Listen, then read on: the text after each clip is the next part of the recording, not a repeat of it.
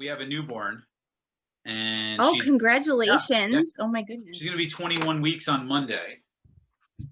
Oh, And wow. we, So yeah, little. she's so cute. Um, her name is Lenora. We're calling her Lenny. That's all, Oh my goodness, look at that right? hair.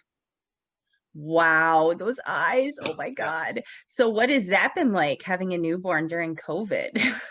It's been, there's a couple of different ways of looking at it, right? It's like, Yeah. um, my wife and I, we've been able to survive in our studio apartment this whole time together with a newborn. And it's been challenging, but at the same time, like, I was going to concerts 4 nights a week before this. I'm not missing anything at this point, right? So Yeah, yeah, actually. it's like the bright side is like, everyone is stuck in their house with nothing to do. At least I have something a little wholesome to keep me from, boozing myself and whatever and myself into oblivion. Yeah, you're Yeah. right. That's actually a really great way Yeah, to so look at that's it. my positive takeaway. The short answer is everything is good. I miss live music. I miss playing live music, and but it'll come back. You know, Yeah. and Yeah. I was like, we live in Brooklyn. I'm not sure if you ever been to Brooklyn Bowl. No, the only time I've ever been to Brooklyn was for the Brooklyn Steel Right. shows, That was Valentine's Day. Yeah. that was like that was 2018. 2018. Yeah, 2019. it was 2019. Yeah. It was 2019. Um. Valentine's Day weekend. Yeah. Yeah, and then they did a Brooklyn Bowl show this year. But like, my band has played there a few times, and it's probably about like a 20-30 minute drive from where we live. And it's like the clubhouse for like me and all my, Brooklyn, New York City jam band people. So, the usual suspects, 3 nights a Yeah. week, doing our thing, whatever that is, and having a good time. You know? I'm sure that's a lot of fun. Yeah, yeah. So how long have you been doing that? Well, I managed a bar called American Beauty, which was open from the beginning of 2016 to the end of 2017, and it was a Grateful Dead bar around the corner from Madison Square Garden. Oh, wow. And right before, like, I had just started kind of getting into Umphrey's, and at the end of 2014, and I was like, that I wasn't really into any of the other jam bands, nor did I have really any idea of how, like, that it's a small pond, but it's a pretty big pond, you know what I mean? Yeah. And I met all these people that were like regulars at the bar. We had a performance space in the back. We had like a 300 cap venue back there. We had Marco Benevento play a Thanksgiving show. We had a lot of really talented bands come through. So I'm sure you had the after parties if people were playing it at the Garden. Yep. Nice. Before and after parties. Our bar was like the spot for the Baker's Dozen before and after shows. That was insane. Oh, I bet. People going through our bar. Yeah, it was crazy. I bet, like a week and a half of, like who did you have during that run? The Works played there. We had Electric Beethoven. Kind of put me on the spot. I'm not really a lot of different acts. We had a lot of like my band, like Up Clocks and Clouds played like one of the pre-shows. Like we had a lot of local acts doing like the pre-parties and stuff like that. Yeah, I mean, it was cool. It was a really cool time. Yeah, I bet. I mean, how did you get into that job? The owners of that place was the same family that owned Webster Hall, which was a huge venue in New York City. And my roommate at the time, or one of my best friends, this was the general manager of Webster Hall, and he was my old roommate. And I had been working in a restaurant for like 4 years, and they were you know, doing, they brought in a new chef. They were retooling the whole place, right, basically. And I was like, you know, I got to find a job. And I literally was the only job I applied to, and I got hired. They're like, can you pour a beer? I'm like, yeah, I guess. You know, like they stuck me in the bar at like a fish Mexico stream, like right after New Year's. And I was like, who the fuck are all these people? Why do they like this shit so much? It doesn't make any sense. They love this. I don't get it. They like to drink too. This is good for me, you know, like.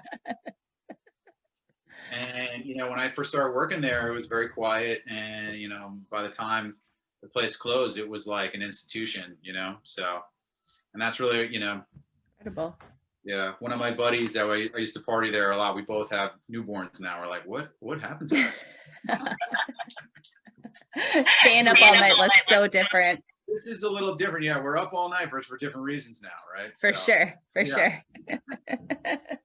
There's different crying involved now. Yeah, exactly. A lot more crying. Yeah.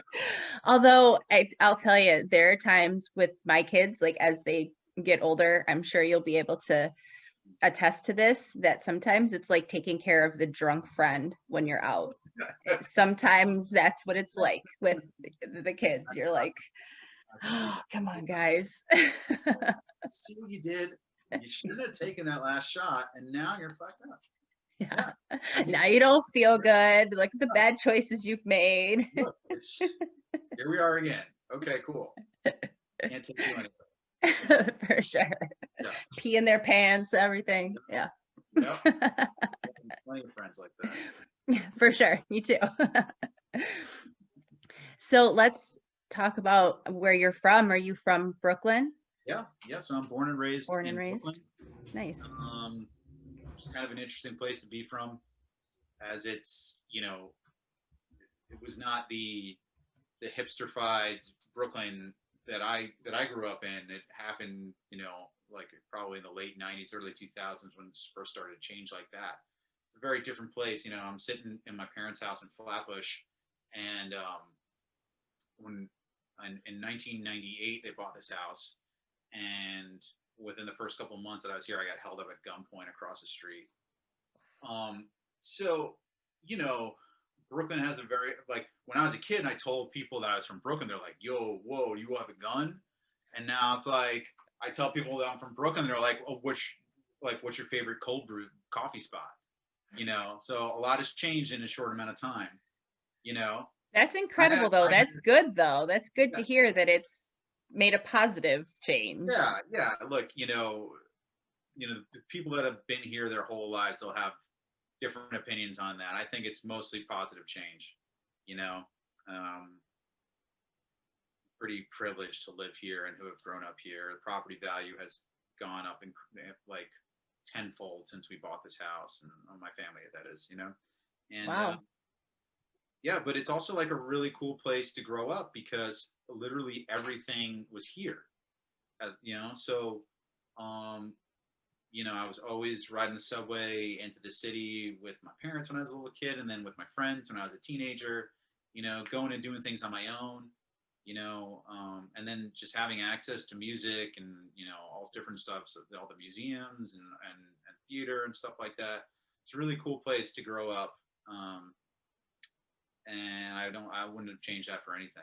You know, our neighborhood that we live in here is one of the most diverse neighborhoods in the entire world, right? That's incredible. It's like, you know, you don't have that anywhere, right? We have all these different cultures living side by side and peacefully for the most part.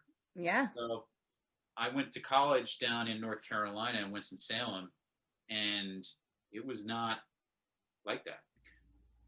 In fact, you know, I'm half Italian and like half like Eastern European, like Hungarian, Ukrainian, and I was not considered white in the South, and it was yeah. interesting. So I was born and raised in North Carolina. My dad was in the military, so we lived on Camp Lejeune and around there, so on the coast. And yeah, I can attest to that being a true statement. It's very, very interesting for sure. Yeah. So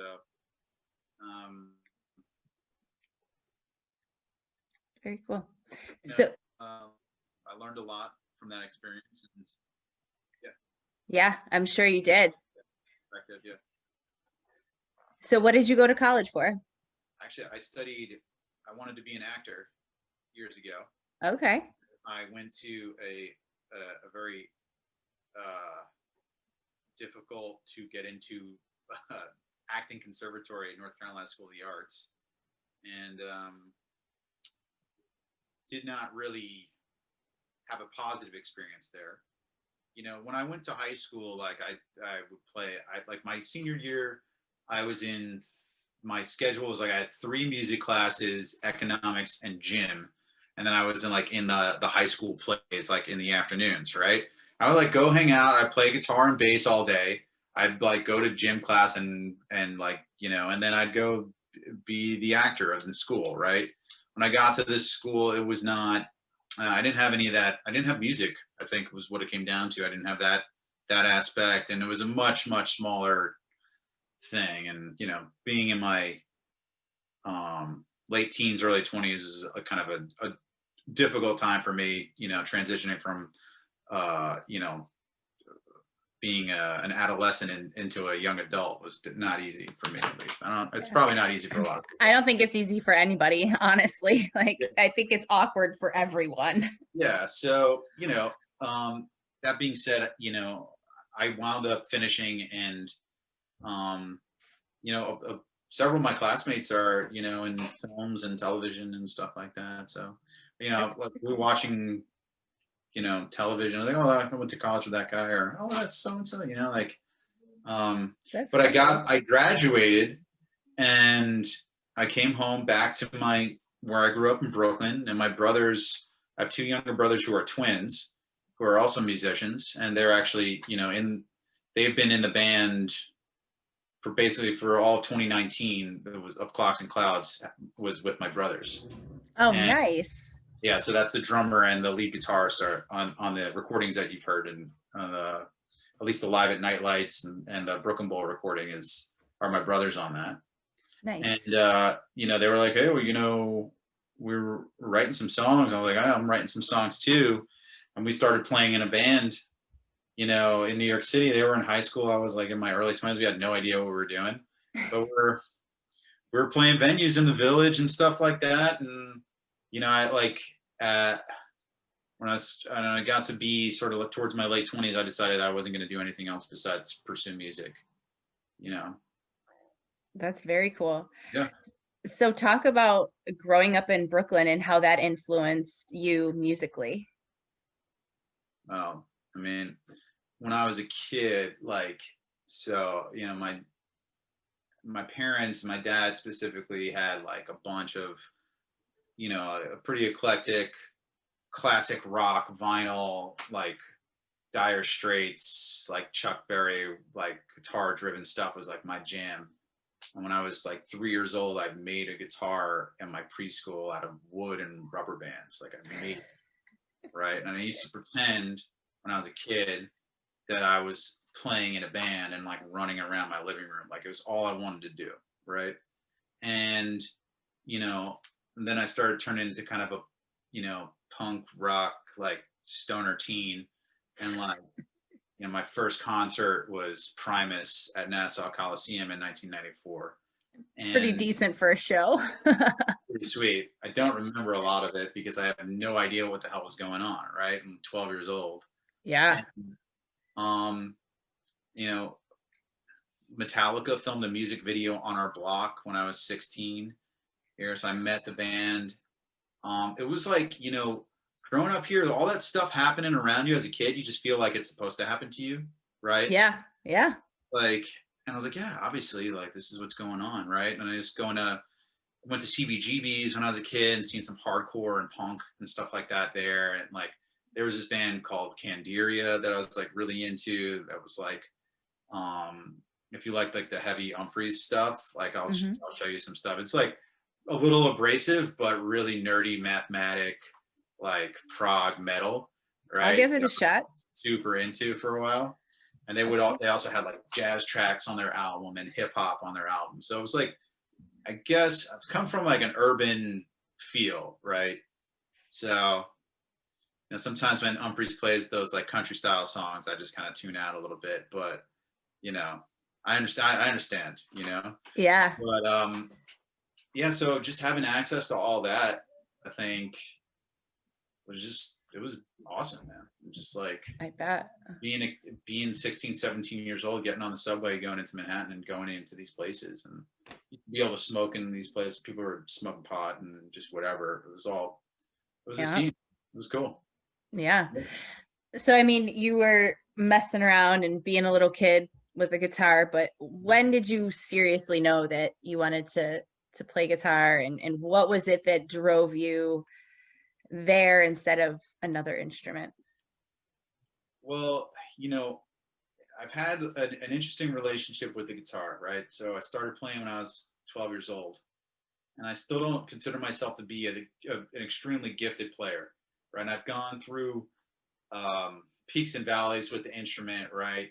Or I put it down for years at a time, picked it up, and you know, I was in between bands, like in my mid late 20s, and I was like writing songs on the guitar, and I was like, this sucks. Like, who wants to hear a freaking song by a white dude talking about his feelings right now? Playing a guitar. I was like, and I like put the guitar away, and I started writing songs with like my computer and using like electronic. You know, I use a program called Reason, which like all of a sudden I have a MIDI keyboard I can play a symphony, right?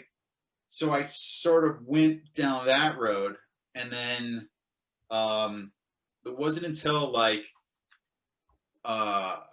I sort of developed my sound over like in the past probably 5 years, which is, you know, I use a delay pedal with like a dry wet like expression pedal to kind of almost like to sound like clouds in a way, right? To have that kind of effect, right? Mm-hmm. I kind of just stumbled upon it sometime. I don't really remember how I got it. I used a lot of, I use a guitar more as like a soundscape than someone that I'm going to like blow away like with my technique. But I've um, only gotten more into, you know, learning about the guitar and music theory in terms of the instrument in the past few years as I dive in and just keep learning. There's so much, and it's like overwhelming, just like anything, I'm sure, you know, like, Mm-hmm. oh, okay, I'm really good at this. Like, oh, wait a minute. Like, For sure. There's there's always so double much. this too, right? So, Well, and there's so but many people to draw influence from yeah, too. So who I would was, you say are some of your influences? well, my early influences was like, you know, Jimi Hendrix and Kurt Cobain. Now it's like what I wanted to do. And then I got really into the Flaming Lips a while ago, and I was really I was fascinated by Wayne Coyne's like charisma and stage affect and everything, but I was also really intrigued with Steven in the band, who's their like older drummer, and now he's like sort of the musical genius. He plays the keys and he plays guitar. And he plays like that sort of multi instrumentalist sort of deal. I was really into Tame Impala for a minute there too, and then, you know, I I saw Umphrey's at the Stone Pony in 2014, and it flipped me on my head. You know, like I was like, I was there with my brothers, and my brother Tom, he says he remembers the exact moment. I think it was during Jajunk, beginning of the second set, where like the music literally like it almost like came off the stage and just punched me right in the face, and I was like, I can't believe these guys were playing like this. This is outrageous. I was floored. I didn't want to go to the show. You know, I had just like gone through a breakup, and I was like pissed off, and I was like, I don't want to do The this. What the best hell? time for you to go. Yeah, I was like, what the hell is this band? Umphrey's what? What the hell? All right, fine. Well, let's go. Let's hang out, guys. And I met my wife a few months after that show, and Nina will tell you the first 6 months that we were dating, the only thing I listened to was that show. I listened to it like every time I took a shower. I would listen to set 2, starting with Junk. I love It was a that. perfect night, and so like see those guys as, you know, virtuosic players, and it's really inspiring to me, you know, and also having the ability to like improvise like that. And so, you know, I was fortunate enough to be able to take a lesson with Bayless in April of this year. And, you know, I'd say, you know, if I was going to model myself at, you know, after one of the two guitarists in Umphrey's, would be Bayless, you know, that sort of like comper, more soulful playing, you know, You not, identify more with his yeah, style. So yeah, yeah. what was your biggest takeaway from having that lesson with Bayless? Well, it's like, you know, I've met Joel, and I've hung out with Chris a couple of times. Like my friend Charlie and my brother like befriended Chris after a Stone Pony show. And like every time he comes to Brooklyn, like or plays in New York, we wind up like hanging for a bit after a show. Like he came and hung out with us. And but I still like get a little starstruck around, and I also want to like impress the guy, right? It's like Yeah, I'm yeah. in a band, like I would like, you know, one of my goals is like one day I want to open for Umphrey's. Like that would be the coolest shit ever, Yeah, I right? bet. But so I was really nervous, but also like wanted to play it cool. But you know, Yeah. I, those guys are like super down to earth. Um, he was really chill, really patient. You know, he didn't really have anything planned. I didn't really have anything planned. I was like, show me some theory how it pertains to the guitar. We did a lot of stuff, and you know, just showing me some really basic stuff that I probably had overlooked, and you know, chord comping, and then he also taught me how to finger tap, which is something I'd never That's learned how to do. cool. Yeah, That's so neat. yeah, What an incredible experience. I love the fact that we've been able to do that during this time. I've done a couple private Jake shows, and my daughter's been taking lessons with Joel, and that's awesome. Yeah, it's incredible to be able to support them right now because yeah, nobody's working, but yeah. also to connect with them on these new levels and see them create. And it's neat to hear Joel teach my daughter how to play piano, like hear So him do something in a different way. It's kind of funny. Like yesterday, he's like, "Oh, is your mom there?" Or you know, because he wanted to talk to me, and it was funny, like to hear Joel like refer to me like that, like, "Is your yeah, mom standing there?" And I'm like, "Yeah, that's me." so cool. It's Yeah, so I mean, neat. So there's something to be said about just the scene in general, how close you can be to, you know, these rock star heroes of ours, which are, you know, without us, they don't exist either. You know what I mean? And I think they know that, mhm. especially like, you know, with the way they make their music, where half of their show is completely improvised. If we're not there, you know, it's a totally different experience. So, um, yeah, I love that kind of communal aspect. I love seeing the same people at the shows every night, and high fives, and just people having the best time. It's nothing like it. I miss it so much, you know? Yeah, Really. me So, too. That's yeah. been like the hardest part for me has been not being able to see my friends, and Yeah. that connection is it's Yeah. sucks. Yeah. So how many shows have you been to? Umphrey shows? I mean, I'm not the guy that counts. So Yeah. I don't have my stats, Some but I people know, do, some people don't. I know. I like, I can't do that yet. I don't know why, but I think I'm in my 30s now, 30s or 40s.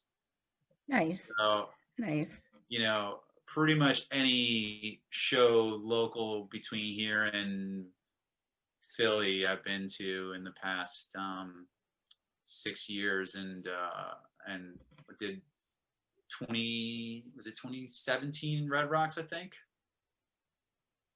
20 Yeah, 2016. I think you 16. mentioned Red Oh yeah, Rocks to me. 2015. Yeah. Yeah, Yeah. So why don't you talk about that a little bit? yeah. So it was pretty rad. I was, you know, that's when I was working at American Beauty, and one of my regulars, this guy Mike Luba, who was like, I think he was the manager for like Leftover Salmon or something like that, or no, String Cheese. String Okay. Cheese manager. That's right.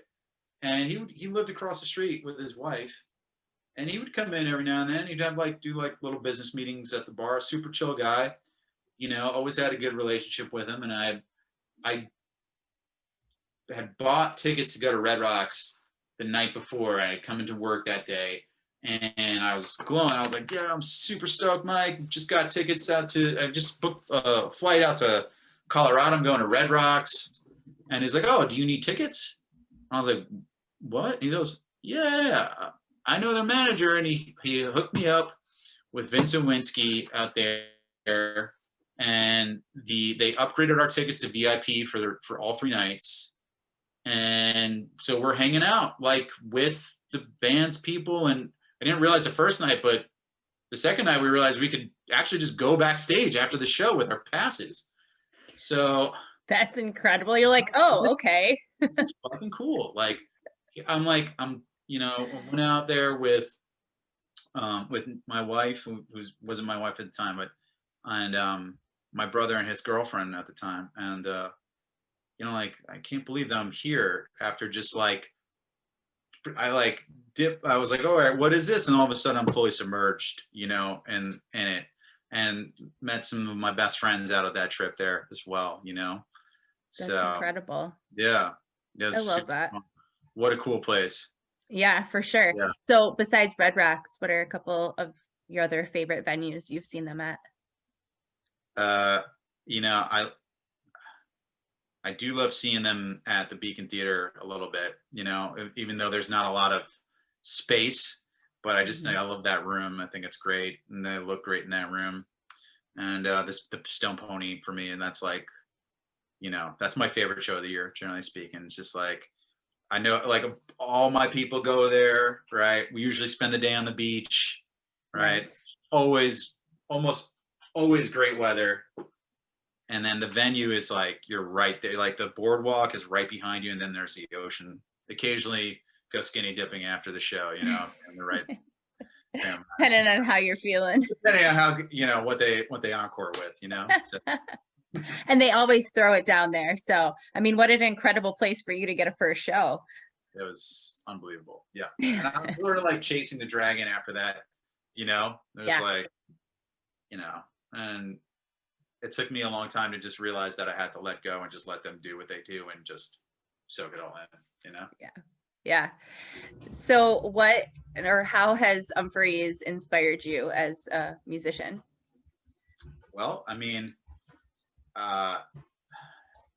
it changed the way I thought about how to put on a show, you know? Yeah.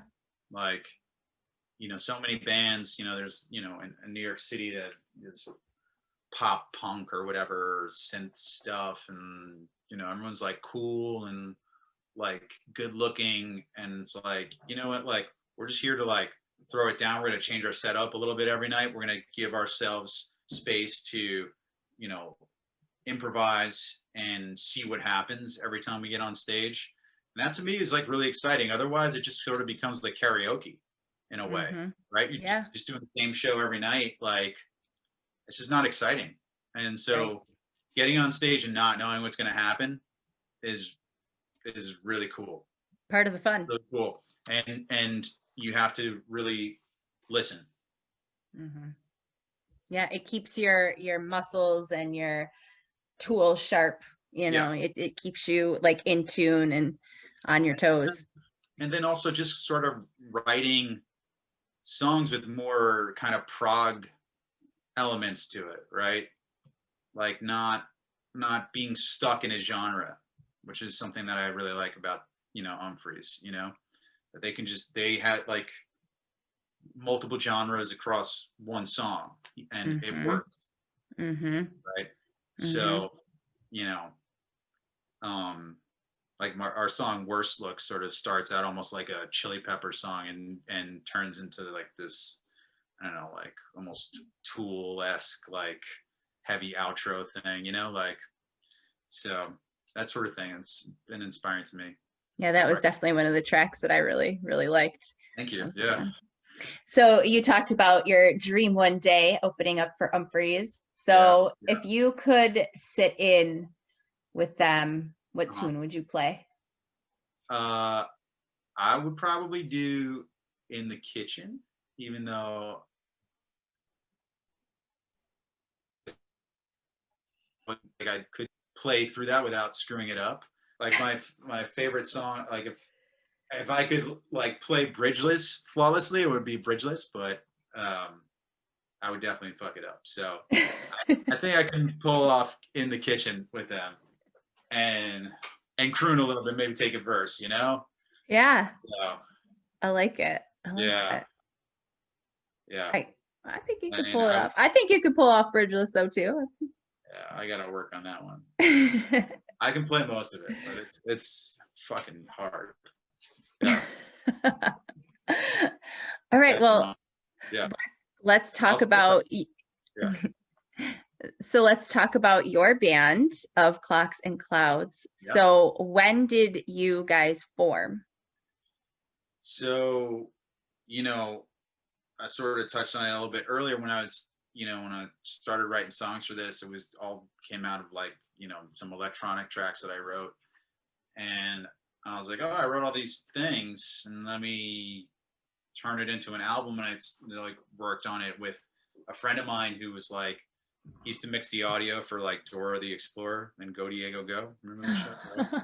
So he had access to a voiceover recording studio, and we would, you know, meet up, you know, on the weekends or a couple nights a week and just track live instruments over this stuff and mix and stuff like that. And I was like, oh, I have an album. I guess I should start a band and to start playing live.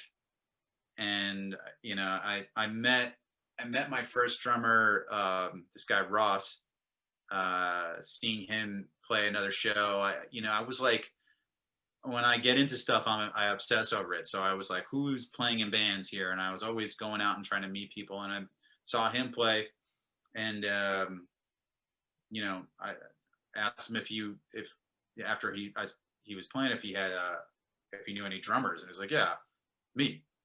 And he's like, I'm quitting that band actually. So so we wound up like a lot of that stuff. You know, he has a house in South Brooklyn and a studio in his basement.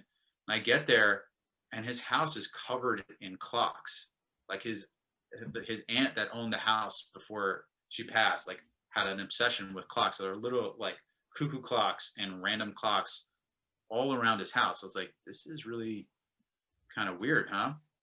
So yeah.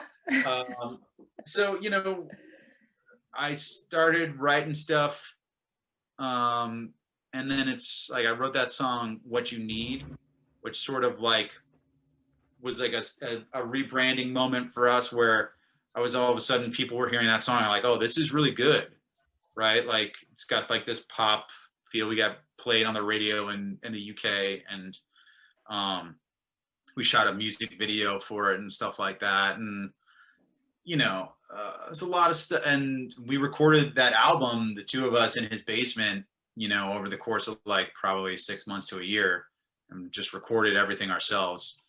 And you know, I'm proud of those first two albums. And then you know, it was right around that time I saw Umphrey's, and Ross was not into jam bands at all, so it was like this a little bit of a was definitely a source of tension between us. And you know, but you know, we got to play you know, we got to open for Moon Hooch on a boat in New York City, which is freaking awesome. And you know, my old bass player, who's now my new bass player, again, this guy Max, he plays a 5-string like Claypool, like he's a really talented guy. So we were doing some dark kind of like heavy stuff together, and that was really cool. We had a really talented keyboard player. And then Ross decided that he was going to leave the band at the end of 2018, and then Max wound up getting himself kicked out of Brooklyn Bowl right before we played. So I had to sort of reform. This is the joys of being an independent artist, right? Or being in a band in general. So I'm just like, you know, the reason I'm talking to you right now and that I'm still playing music, because I'm freaking stubborn. I love it, right? But I just will never give up, because I believe in myself and I believe in what I'm doing. And And that's Good. really like, you know, Good. yeah. So, you know, we have some cool songs and a different vibe, and like, I think there's a place for us. So, Yeah, I you agree. know, 2019, we're like getting more like, we sounded more like a jam band than ever before, with my brothers being huge Fish fans and taking that element into it, and my brother Tom just and shredding on the guitar, and Nick just ripping it on the drums. So my job was a lot easier last year than it is now, you know? Yeah. Yeah. Yeah. So talk about the name. Where did that come from? Is it inspired by all the clocks? No, so I came up with the name. I used to have a subscription to Wired magazine, right? Okay. And there was like this little blurb in it. It was about this German scientific philosopher named Karl Popper from like the early 1930s, and he wrote like a paper on measurable events, right? That in this world, it's things are made up of two different things. The things like clocks are easily measured, and you know, you can always count on it and it stays the same, right? Mm-hmm. And then everything else is clouds, right? Okay. So you like, that's constant change, Okay. not able to be contained or measured, right? So I was like, oh, that's really, really cool. I love like the concept of like, of, you know, something that's like my computer tracks are to a metronome and they never change, and then I'll just throw the clouds on top, right? But also became sort of like the mission statement, right? So that's where I got the name. That's And awesome.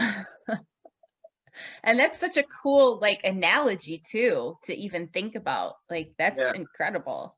yeah, and it's like a little, well, I'm like, you know, should have come up with like a bird for the name of my band, something like that, like the Penguins, or I don't know. I like Yeah. the clocks and clouds. That's fantastic. It's now that I know the reason. That's great. I love that. So let's unfortunately talk about COVID. How has that, obviously it's impacted everybody in the music industry, but what were some of the things that you guys had planned for 2020 that didn't wind up happening? We had some really cool stuff lined up. We had some festivals in, you know, Western New York that we're looking forward to playing. And Yeah. Where are you from, Sarah? I'm from Western New York. I live right outside Buffalo. Oh, okay. Were you at Nightlights last year? No, I wasn't. We talked about going too, and we didn't. I don't remember if we were at something else or just didn't work out, but it's like 2 hours from my house. Yeah, yeah. Everyone was from Buffalo there. Yeah. So Yeah. Not Strange Creek, but there was some other festival. And then, you know, we had a big show at Brooklyn Bowl with the new motif. Nice. We were going to be playing with, is it Runaway Gin, like at Mercury Lounge. We had a lot of stuff. And that was just sort of, we were planning a big Halloween show with, you know, our friends in Space Bacon here. They're like one of like the big New York City jam bands. And you know, it's just everything is delayed or complete or just canceled, you know what I mean? And it is what it is. Yeah. You know, it's there's a lot of frustration. This is now like, you know, what are we, like 8 or 9 months into this, and it's like basically just life, you know? So yeah. My buddy texted me last night. It was like, I'm listening to the Brooklyn Bowl show from the 19th, the Umphrey show of January. And I was like, Jesus Christ, it feels like it was 10 years ago. Yeah. Like, yeah. And it feels like, so, I mean, at some point we'll get it back. I just don't, it's hard to know, because there's no end in sight, and the way things are going right now, it's really, really sad. It's really scary.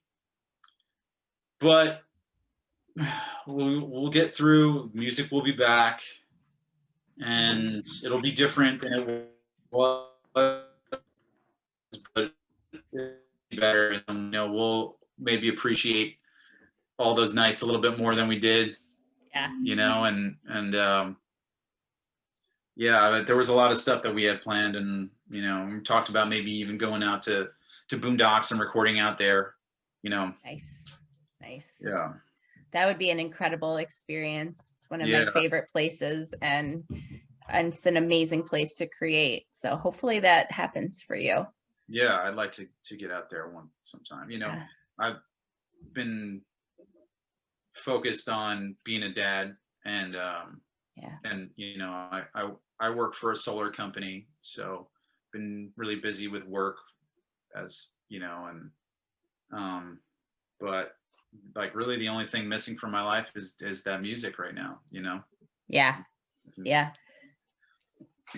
What is your band been able to do in 2020 to still be able to create or get music out to fans? Have you guys done any live streams or anything like that? Well, this was sort of like the band sort of disbanded.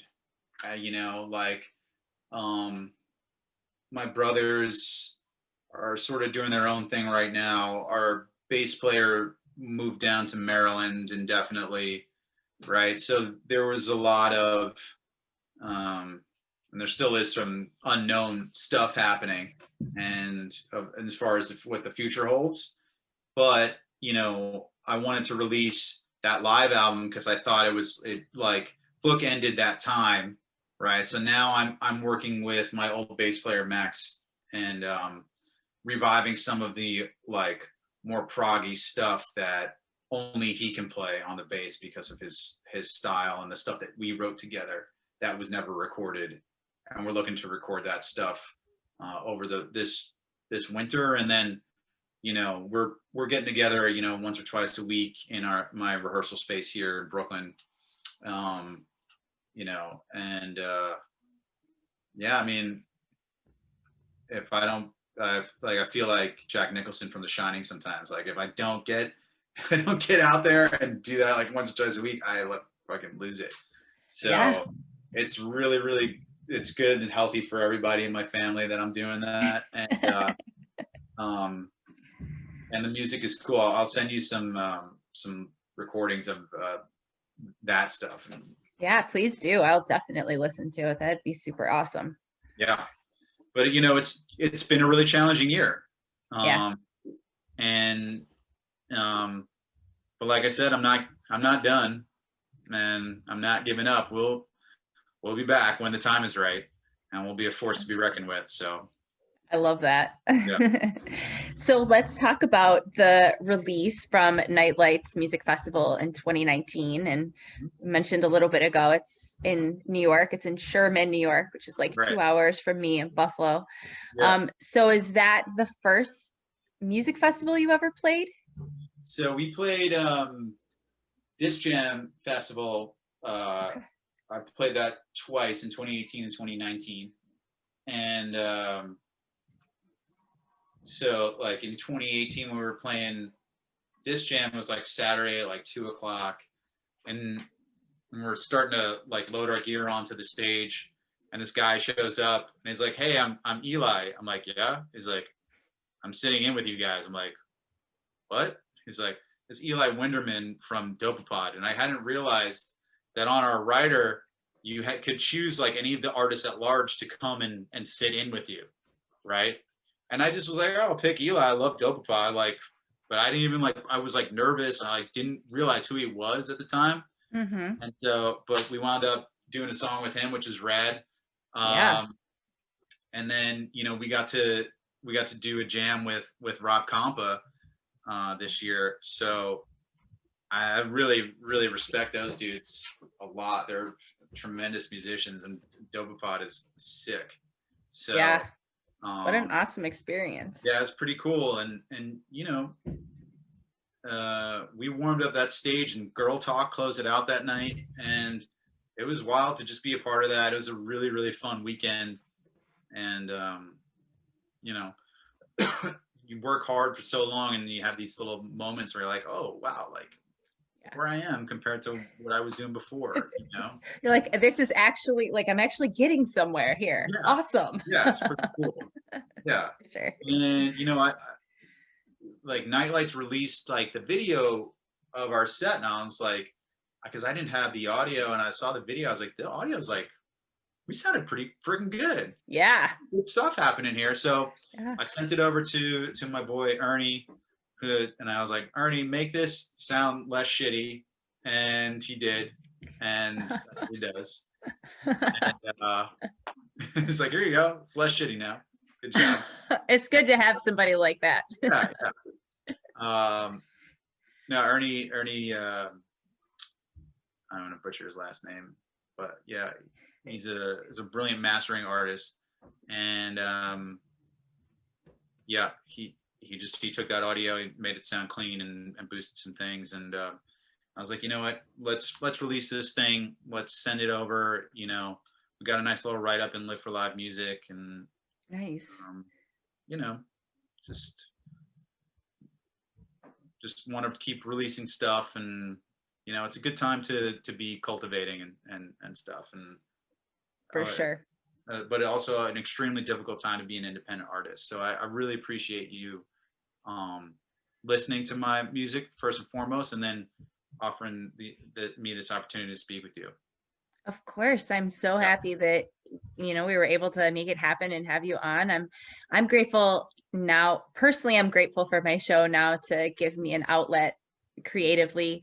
You know, being a mom and having the kids home all the time and stuff. It's like you said, it's good for my family that I have this show. But I'm also really grateful that I can use this platform to support artists and other people right now that really need to have a spotlight on their music or their craft, or, you know, and it gives people, you know, you have time to listen to new stuff right now. So yeah. I really enjoyed your interview with Bayless. Thank you. That was cool. The kids interrupting the whole time. No, I mean, you know what? Here we are. This is it. This is life in 2020. Yeah. 5 years from now, we're gonna look back at this time and be like, hey, remember when we were all trapped inside our houses and everything sucked? And we look at us, we survived it. We did it. Yay. Yeah. The Corona baby. You know, I think that we're going to look back on this time, and maybe not everybody, you know, but me personally, I know I'm going to look back at this time and be grateful for a lot of things. Like we talked about the opportunity, like really, would you have had the opportunity to take a lesson with Bayless unless this happened? Like, yeah, you know, there's, being able to just be home and around while my little girl's here, you know? Absolutely. And then the time when so much change happens when they're that little, it's incredible. So you're a new umphreak parent. I mean, what is being an umphreak parent mean to you right now?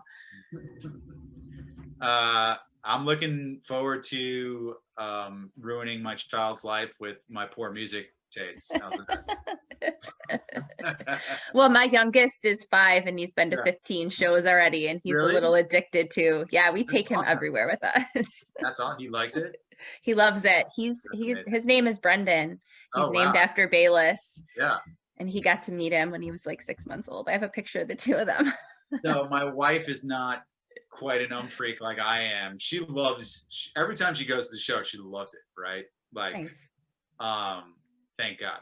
But, that's definitely a good thing. Yeah. But she's like, I can't do what you do, which is like get in the car and drive places and barely sleep and you know, do it, come with me. And it's like, well, I got my own crew, you know. But my wife is cool, and our girl will have eclectic taste and be able to decide what she likes. And you know, she's seen some Umphrey streams, she's seen some Fish streams, you know, very early on.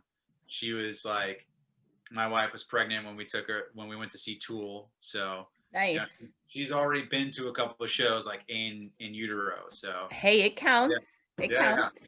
Yeah. We used to get the headphones and snow cones and put them on my stomach at the Umphrey show, and he would love it. He loves it so much. He's just a little tour monster. He's so funny. Yeah, I mean, I last summer I flew down to St. Petersburg, Florida, to visit my uncle, who was like 65, I think, like that. And I was like, he flew me down. I stayed one night and we went to see Umphrey's at Janus Live. And so we were playing that, and he's like been living in this like, you know, this like apartment complex, and they have a pool. And he wound up meeting this younger couple that was also going to the show, and they had like a box in the balcony with like a bar and like everything. And they're like, do you and your nephew want to come and hang out with us in our box? And he's like, yeah. Yes. Yeah, actually, I would love that. Yeah. And so like, he had never been to a jam band show like that. I got him all fucked up, and we had the best time. And then like a few weeks later, the Disco Biscuits were playing down there. He's like, Joe, should I go to the Disco Biscuits? I'm like, yeah, do it. And I like would see my uncle on like the live stream, like in the front row, like so there's a quick de-evolution that happens to all of us, I guess. You know, that's incredible. I like the Disco Biscuits too. Don't get me wrong, but like, you know, it's like, whoa, all right. Let's have a good time. That's incredible. That's really funny. Yeah. All right, so I have one final question for you. All right, so describe Umphrey's in 3 words.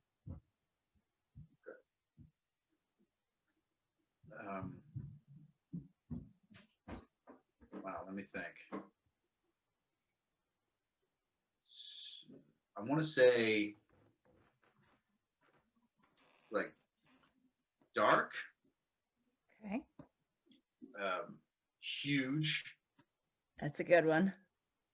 And maybe like balloons or something like that. Like something just like there's something silly about it too. Like it's like goofy, and you know, I was listening to their acoustic set and listening to like Brendan and Jake just like be dorks.